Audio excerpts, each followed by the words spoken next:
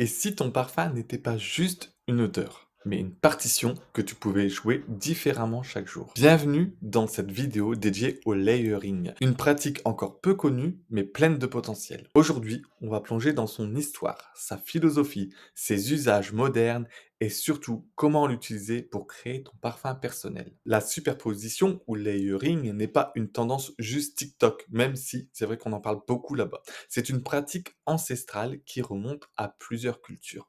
En Inde et au Moyen-Orient, il était traditionnel d'appliquer successivement plusieurs matières, des huiles de base comme le santal, puis un attar ou une résine et parfois même un musc. En Égypte ancienne, on utilisait déjà des couches successives de parfums pour sacraliser le corps et l'esprit. Et en Asie, le layering est aussi lié à des rituels sensoriels où l'on harmonise les éléments. Dans le monde occidental, le concept a été propulsé au XXe siècle, notamment par la parfumerie de niche, puis par des marques comme Jo Malone qui ont construit carrément leur stratégie sur cette idée. Parce que le parfum peut être vivant, changeant, personnel, le layering permet de créer ta propre signature olfactive, d'ajuster ton parfum à ton humeur, ton environnement ou même la météo, de prolonger ou modifier l'évolution d'un parfum, de jouer avec les contrastes, les textures, les équilibres. En somme, reprendre la main, ne plus être uniquement porteur ou porteuse d'un parfum,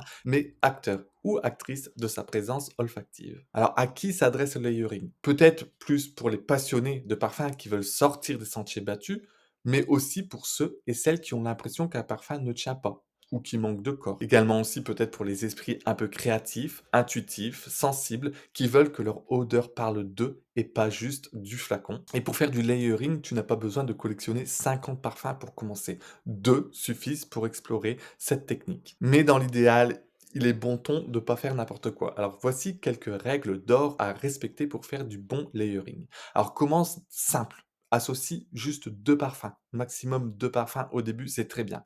Un de fond qui va être plus dense, plus lourd et un peut-être un peu plus volatile, un peu plus léger, qui s'évapore un peu plus rapidement. L'idéal est peut-être aussi de connaître un peu les familles des parfums et de savoir à quelle famille correspondent tes parfums. Par exemple, il y a les parfums boisés, il y a les parfums frais, il y a les parfums floraux et tout ça va t'aider à faire des superpositions plus judicieuses. Pour bien, tu appliqueras toujours par couche le parfum de fond d'abord, donc celui qui est plus lourd, par exemple les boisés, les résineux, les muscs, qui sont lourds et qui restent proches de la peau. Puis tu utiliseras peut-être un parfum plus volatile, plus hespéridé, plus floral. Bien sûr, tu testes avant de te parfumer complètement de ce layering. Fais des petits tests sur ta peau, sur tes vêtements, pour voir un petit peu l'ambiance qui va se créer, qui va se dégager. Il y a aussi des erreurs à éviter. Superpose pas des parfums trop puissants parce que le mal de tête, voilà, choisis bien un fond et quelque chose de plus léger. Ne cherche pas une harmonie parfaite. Le layering, c'est une exploration,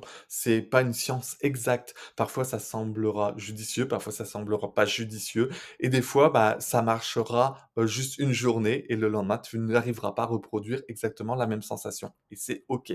Mettre trop de couches, 2 à 3 max, sinon ça sature. Et dans l'idéal, essaye de prendre des parfums qui ont, la caractéristique d'être bien construits et qui ne sont pas trop instables, puisque ça pourrait vite, brouiller le message et devenir désagréable. Alors, le petit bonus que je voulais te proposer ici, c'est le layering émotionnel ou énergétique. Et si tu choisissais tes parfums non pas pour leur odeur, mais pour ce qu'ils peuvent t'évoquer? Un parfum peut ancrer, les boisés, les ambrés. Un autre peut t'élever, les hespéridés, les floraux. Un parfum peut te donner le sentiment de protection, les résineux, les balsamiques. Ou encore, des parfums peuvent équilibrer des polarités, masculin, féminin, action, réception. C'est l'approche qu'on a choisie dans le parfum et les parfums des amoureux.